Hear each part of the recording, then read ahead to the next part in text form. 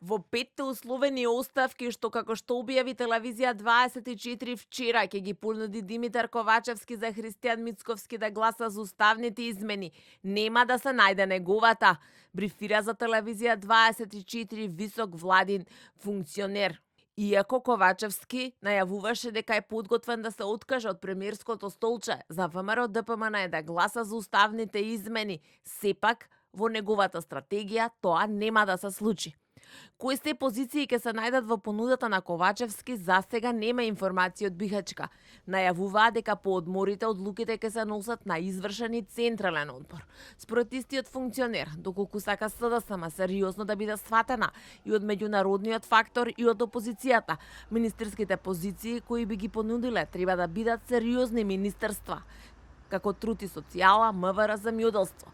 Сепак велат стратегијата ќе се крои постодмори, а до тогаш СДСМ дуи и останатите коалициски партнери во офанзива со така наречениот манифест за консензус за заедничко учество со опозицијата во преговорите со Европската Унија. И денеска побара, како што велат опозиционерите, да се пристројат во така наречениот Европски фронт. Можностите за Христијан Мицковски да се приклучи на Европскиот блок стануваат се поретки, и ако тој не ја искористи оваа шанса, ќе покаже дека сето она што го говори за европската иднина е само обично блефирање пред јавноста. Од ВМРО ДПМН и денеска истиот одговор. Консензус не се гради со барање да се стави подпис на веќе напишан текст. Покажуваат базично непостоење на капацитет за компромис и за консензус. Седнале, напишале документ, го подпишале документот, го даваат во јавноста и бараат негово прифаќање.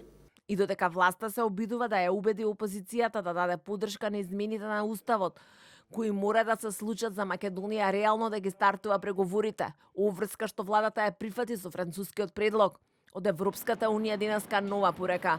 Известувачот за Македонија во Европскиот парламент, Илхан Кјучук, со порека дека доколку нема измена на уставот, Албанија ќе го продолжи европскиот пат без Македонија. Кјучук во интервју за бугарските медиуми тврди дека земјава нема да има дополнителни услови. Изборот е многу јасен, дали Република Северна Македонија сака да продолжи по својот пат со реформирање на општествените односи или ќе се приклучи на друга група која нема јасен патоказ во Европската Унија.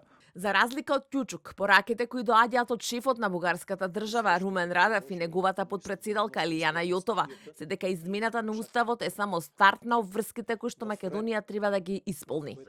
Истовремено во бугарското собрание имаше и вербална декларација од партијата на Кирил Петков дека Илинденското востание е бугарско, а преку измена на уставот официјална Софија планира денот на словенските просветители, браќата Кирил и Методи, да стане национален бугарски празник.